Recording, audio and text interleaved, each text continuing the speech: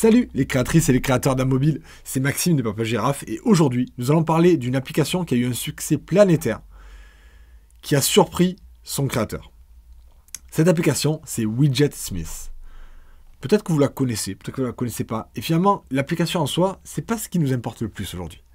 Ce qui nous importe c'est le développeur qui a juste derrière, celui qui l'a créé. C'est un indépendant comme vous et moi qui travaille depuis plus de 12 ans à créer des applications mobiles. Cette application, c'était sa 59e application qu'il crée. Aujourd'hui, il n'y en a que 4, je crois, qui sont encore en ligne sur l'App Store. Mais celle-ci, elle a vraiment explosé pour lui. Ce développeur, il s'appelle David Smith. Et il est un petit peu connu dans le monde du développement, puisque non seulement il crée des applications, et des applications de qualité, mais on va y revenir plus tard, mais en plus, il partage énormément avec la communauté des développeurs en faisant des retours d'expérience sur ses journées de développement, sur les choix qu'il a dû faire sur ses applications, sur les choix donc techniques, stratégiques, commerciaux, de communication, et sous plusieurs formes. Avant, il était très actif sur Twitter, maintenant il est sur Mastodon. En plus, il co-anime un podcast avec Marco Arment, qui lui aussi est un développeur expérimenté. Et d'ailleurs, je les suivais tous les deux, et notamment David Smith, depuis longtemps. J'écoute ses podcasts régulièrement, je rate aucun épisode en fait. Quand son application Widgetsmith est sortie, je le suivais déjà. Et d'ailleurs, il parlait de cette application avant d'en sortir. Et ce qui est marrant, c'est que lorsqu'il a présenté, avant de la sortir, son idée et comment il l'a conçue au début, c'est pas du tout ça qui l'a fait buzzer son application. Donc ça a été un buzz énorme. Et d'ailleurs, il a récemment passé le cap des 100 millions de téléchargements sur son application Widgetsmith. Sachant que, lorsqu'il l'a sorti au début, et justement, on peut l'entendre dans son podcast, il en parlait avant de la sortir, c'était ce qui a fait le buzz, qui est le côté personnalisation, c'est pas du tout ça qu'il avait ciblé. Ça faisait partie de ses fonctionnalités, mais lui, il avait créé plutôt une application pour les geeks, pour ajouter des widgets un petit peu avancés. Alors, je vous donne un petit résumé de ce qui s'est passé pour lui. Parmi toutes les applications qu'il a créées et qu'il maintient, il y en avait une qui s'appelait WatchSmith, qui est sortie un petit peu de temps avant Widgetsmith. Et je ne sais pas si vous appréciez un petit peu le jeu de mots, mais WatchSmith, c'est un jeu de mots en américain, puisque en anglais, par exemple, Ironsmith, ou en fait, ce sont des artisans, des fabricants de quelque chose. Et WatchSmith, ça serait un fabricant de montres. Et comme lui s'appelle David Smith, c'était déjà un jeu de mots qui était plutôt cool. Je trouve que le nom était très bien choisi pour cette application. Et cette application, elle permettait de personnaliser l'Apple Watch en créant des complications et plein de petites choses pour personnaliser sa montre le plus possible en fonction de ce qu'Apple permettait de faire. Et c'est une application qui marchait plutôt pas mal. Bon, ça reste un marché plus réduit, le marché de la montre par rapport au marché du téléphone, mais ça marchait plutôt pas mal. Et à cette époque-là, Apple a annoncé l'arrivée des widgets sur iPhone. C'était donc à la WWDC de 2020, ils ont annoncé qu'à partir de septembre, avec la sortie du nouvel OS, on pourrait créer des widgets sur iPhone avec plusieurs tailles de widgets et ils seraient personnalisables pour chaque application. Et donc ça lui a donné une idée, il en a parlé dans son podcast, de créer une version iPhone de WatchSmith qui s'appellerait donc Widgetsmith. Et l'idée de Widgetsmith, c'était de pouvoir créer des widgets personnalisés, d'ajouter plein de fonctionnalités à l'intérieur. Donc lui, il a préparé plusieurs types de widgets dans son application. On choisit ce que l'on veut. Donc, il propose des dates, de la météo, de l'astronomie, plein de choses très très avancées. Et il existe une version gratuite avec plusieurs modules et une version payante avec plus de modules. Et il y avait aussi une petite fonction de personnalisation qui permettait de choisir les couleurs du widget, de lancer d'autres applications à partir de votre widget, des petites choses comme ça, qui pour lui étaient secondaires. La partie esthétique, il n'a pas réalisé que c'était la partie qui attirerait peut-être le plus les gens. Il l'avait ajouté, il y croyait, il trouvait ça sympa, mais pour lui, il pensait que ce que les gens allaient vouloir, ça allait être des choses beaucoup plus avancées, beaucoup plus techniques. Ce qui s'est passé, c'est que lorsqu'il a sorti son application en même temps que l'OS est sorti, donc il a travaillé tout l'été pour qu'elle soit prête à la rentrée de septembre, et en septembre, son application était prête, et il fut un des premiers à pouvoir créer des widgets très avancés. Beaucoup de personnes ont commencé à exploiter cette application parce qu'il avait déjà un petit peu de visibilité via son podcast, etc. Donc des gens ont téléchargé cette application et certains ont réussi à créer des thèmes entiers pour leur téléphone.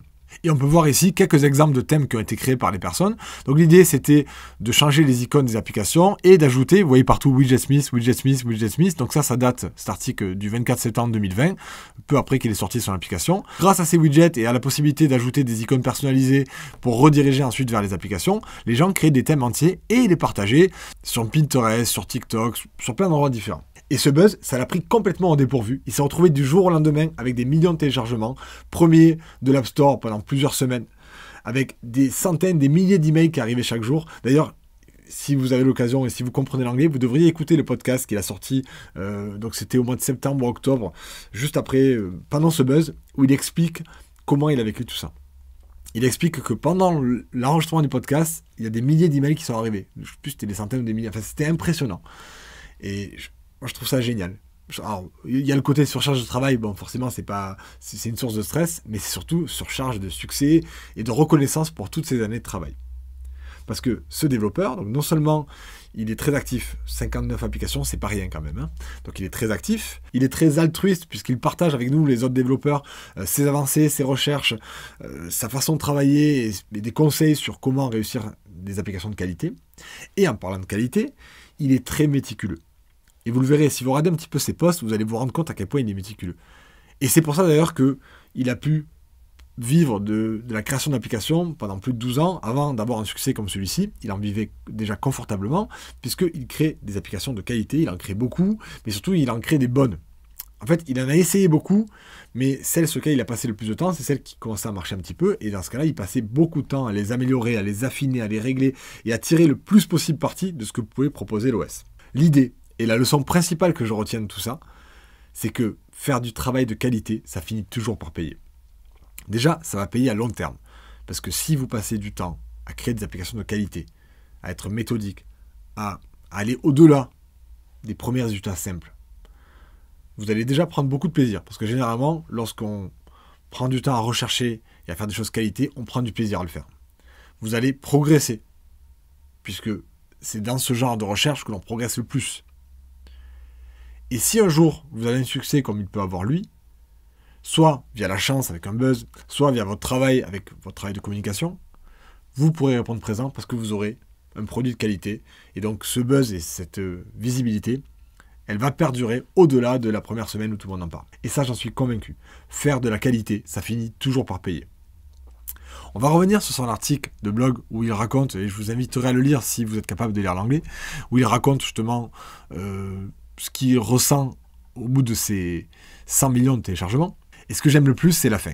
Donc ce que je vais faire, c'est que je vais vous le traduire, parce que je ne sais pas à quel point vous maîtrisez l'anglais. Donc je vais vous le traduire. Ceux qui sont capables de le lire, n'hésitez pas à le lire en anglais, mais je vais vous le traduire en français. Donc il dit « Commencez et découvrez ».